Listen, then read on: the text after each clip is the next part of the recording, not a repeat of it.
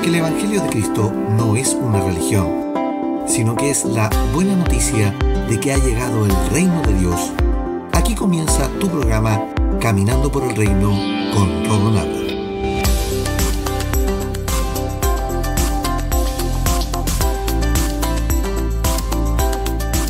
Bienvenidos a Caminando por el Reino, tu programa de enseñanza de la gracia a tu casa. Anteriormente en Caminando por el Reino, esta semana estamos conversando acerca de los dos evangelios en tiempo de los apóstoles. Y en el episodio anterior aprendimos lo siguiente. 1. Pablo hace una defensa de su mensaje con los Gálatas, un mensaje doctrinal que era para los gentiles y que estaba validado por Pedro, Juan, Jacobo y Santiago, los 4 líderes y puntales de la iglesia en Jerusalén. 2.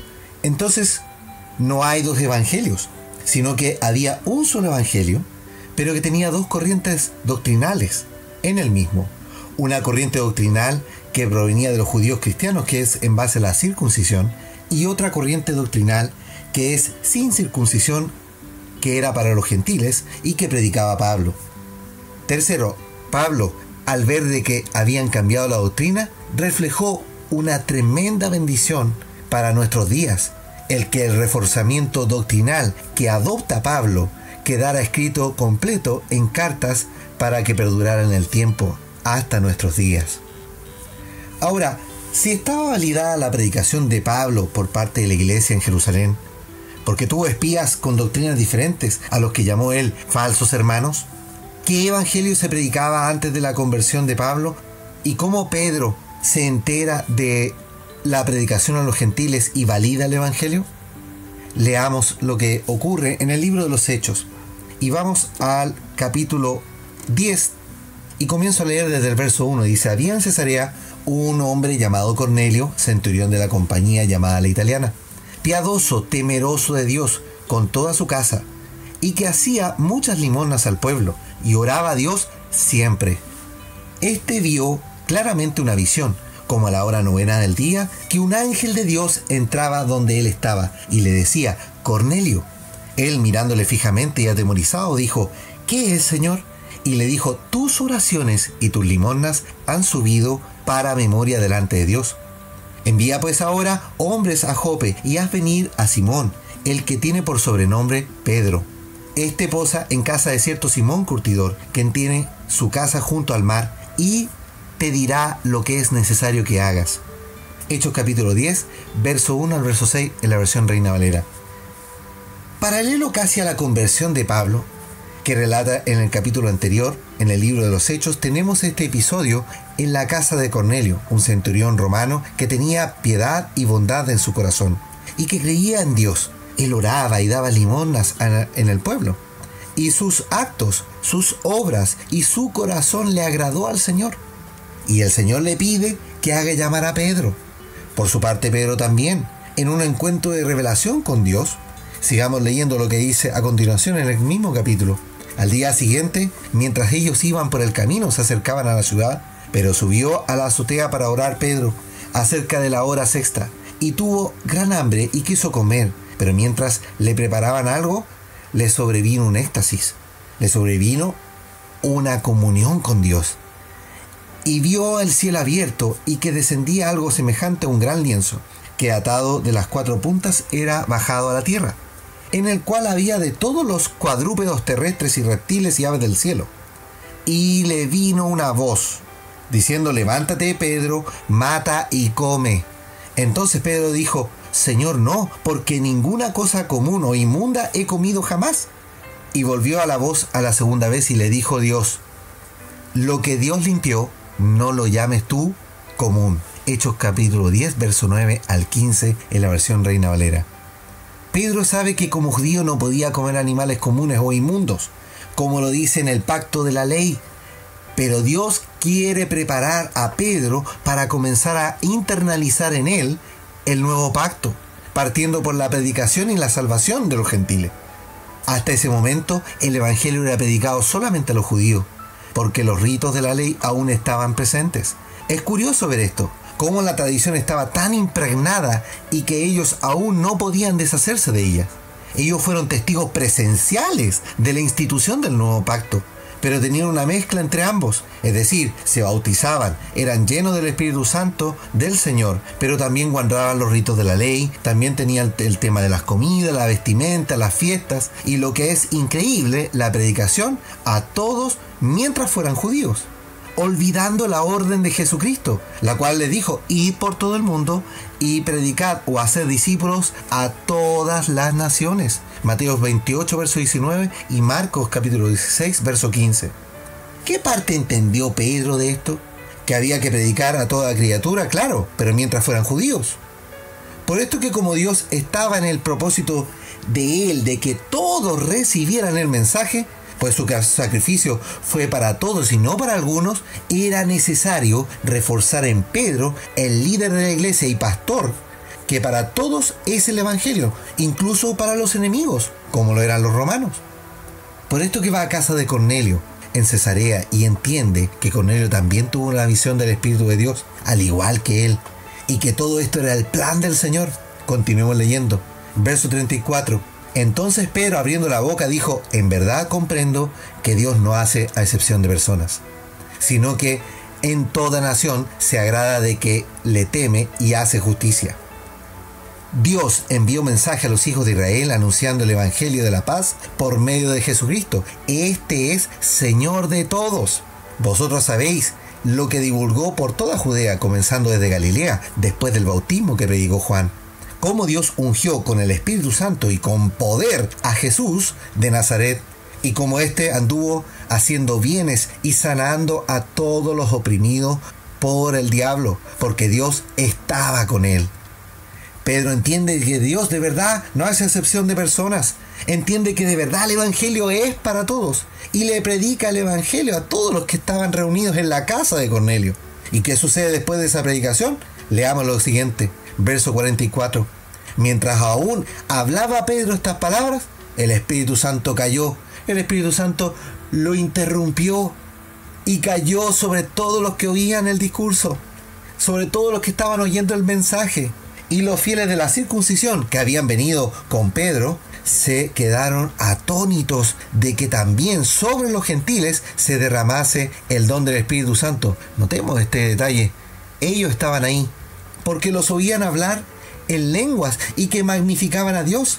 Entonces respondió Pedro, verso 47. ¿Puede acaso alguno impedir el agua para que no sean bautizados estos que han recibido el Espíritu Santo también como nosotros?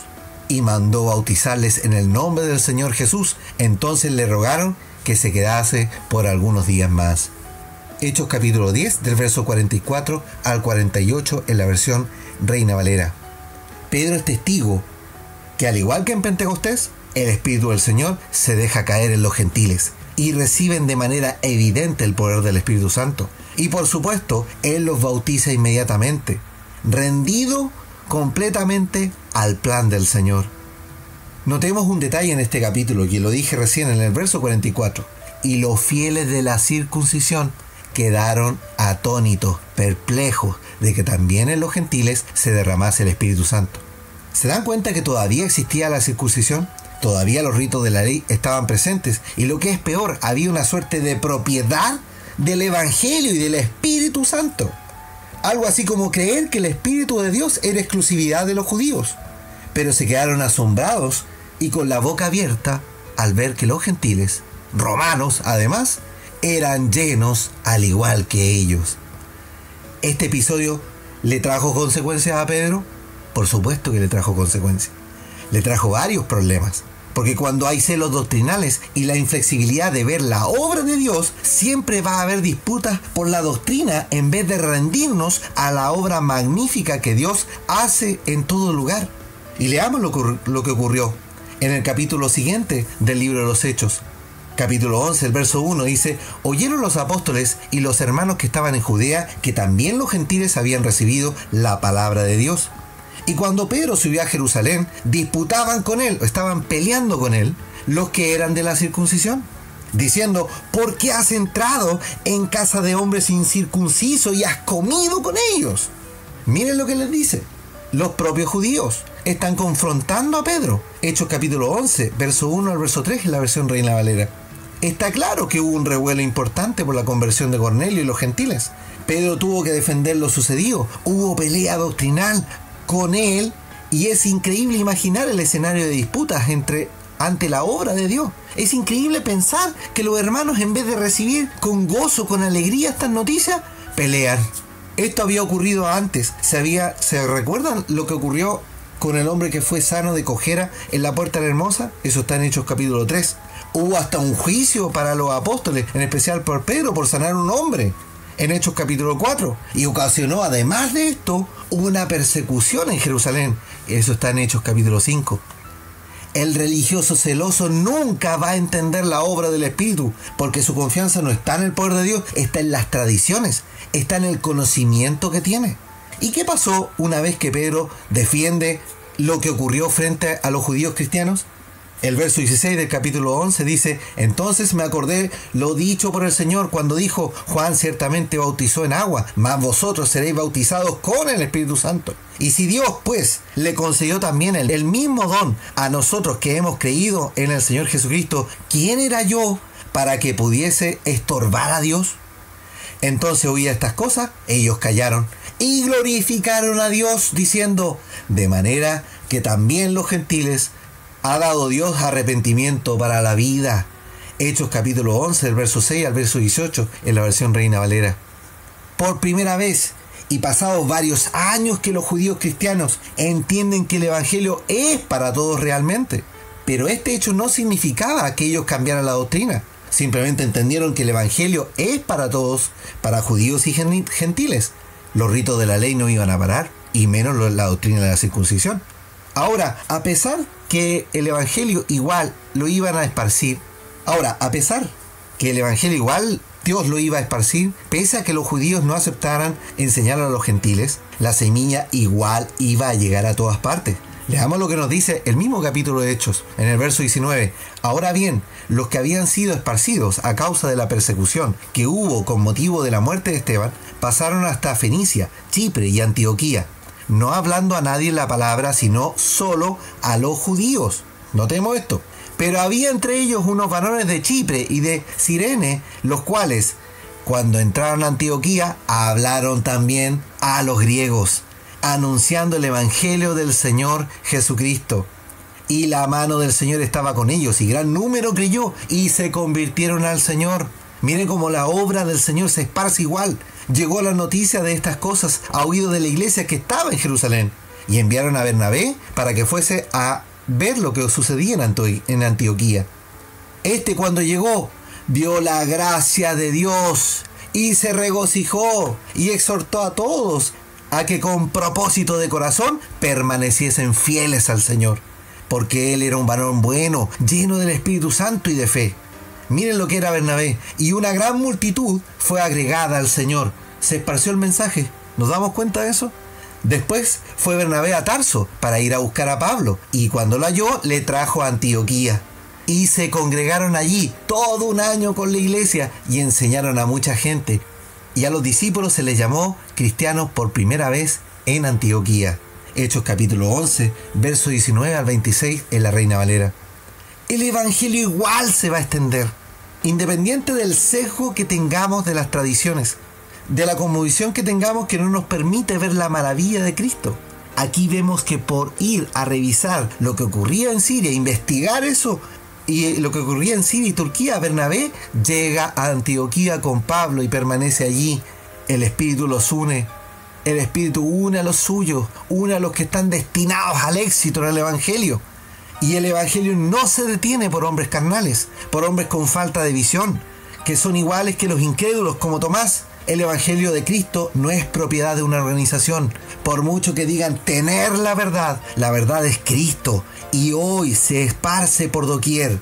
De todas las religiones, Cristo está llamando a los suyos. Y gloria al Señor por esto. Porque el Evangelio no se detiene. Y gloria al Señor. Oremos a Jesucristo ahora. Padre amado, gracias por entender que no tenemos propiedad de nada en cuanto a tu plan. Gracias por entender que no somos nada para impedir que aún los enemigos sean salvos. Gracias por darnos la revelación progresiva de tu palabra y de cómo ver que a pesar de una doctrina mezclada del viejo pacto, no pudo contra la arrolladora fuerza de tu gracia en las iglesias desde Antioquía hasta Roma. Gracias, Señor, por esparcir el mensaje, por dar luz, por reforzar nuestra fe con tu palabra. Permite, Señor, que tu gracia revele a tus hijos, que ya no seamos celosos religiosos, que malamente nos hemos apoderado de tu nombre en vez de esparcirlo a todos, incluso a los religiosos más duros, quienes también pueden llegar al conocimiento de tu verdad. Señor, derrama de tu espíritu en todos los que están destinados a esparcir el mensaje, que no se detenga tu obra, Señor, por nuestra torpeza en defender humanamente lo recibido. Al contrario, muestra tu grandeza, Señor, para que los religiosos dejen su ceguera y aprendan a amar a todos.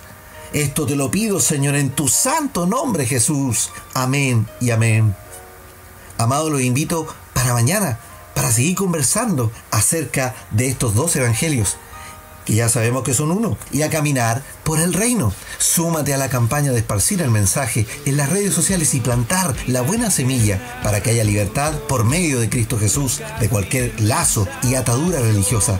Si tienes testimonio y consultas, escribe a nuestro muro de Facebook en facebook.com/caminando por el reino y hagamos crecer la familia del Señor. Que la gracia y la paz de Cristo sean en tu vida. Nuestra paz en ti